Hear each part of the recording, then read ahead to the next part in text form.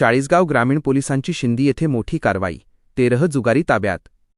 चाळीसगाव प्रतिनिधी चाळीसगाव ग्रामीण पोलीस स्टेशनच्या पथकाने शिंदी गावातील बाजारपट्टी परिसरात छापा टाकून पत्त्यावर जुगार खेळणाऱ्या 13 जणांना रंगेहात पकडले।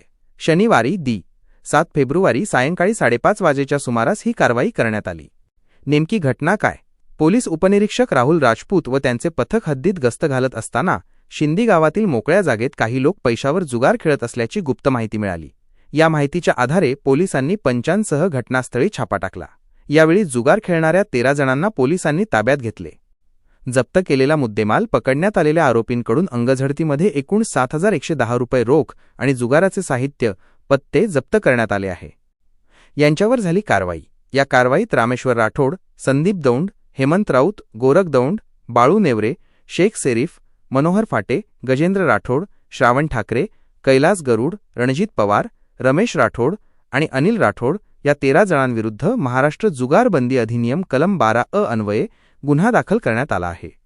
सदर कारवाई पोलीस निरीक्षक यांच्या मार्गदर्शनाखाली उपनी राहुल राजपूत पोकॉ, किरण देवरे, युवराज नाईक, संदीप पाटील आणि अक्रम बेग यांच्या पथकाने केली। प्रकरणाचा पुढील तपास पोलीस हवालदार अक्रम बेग करत आहेत।